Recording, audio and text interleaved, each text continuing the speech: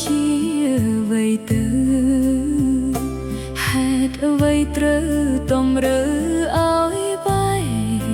កទេវតាចាំហាមដឹកលោកបិទភ្នែកខត់រឿងហេតុតែខ្សែនិស្ស័យស្នេហ៍ពិត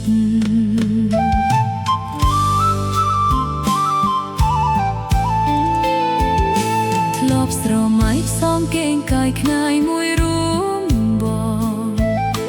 ហែឆ្លងវាលវត្តសង្សាររួមគ្នា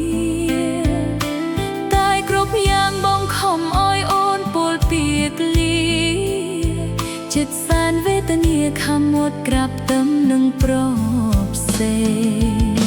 ជាតិនេះ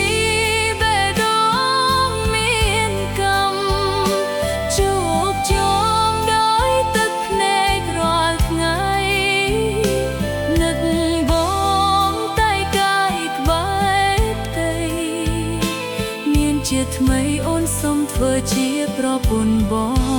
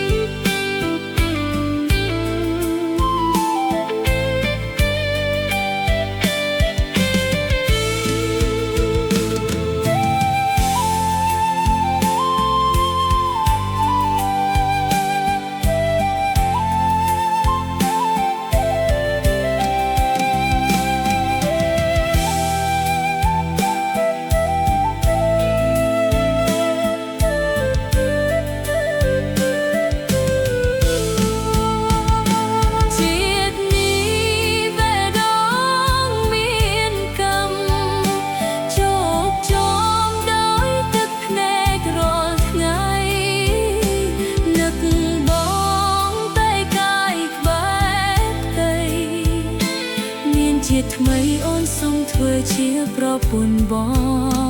ងផង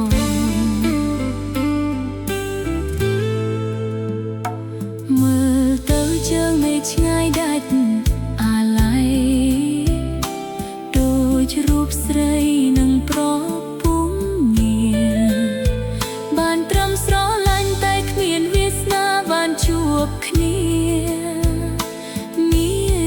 ជីវិតស្នេហាគ្មានណែវយល់មាគាជីវិតស្នេហាគ្មានណែវ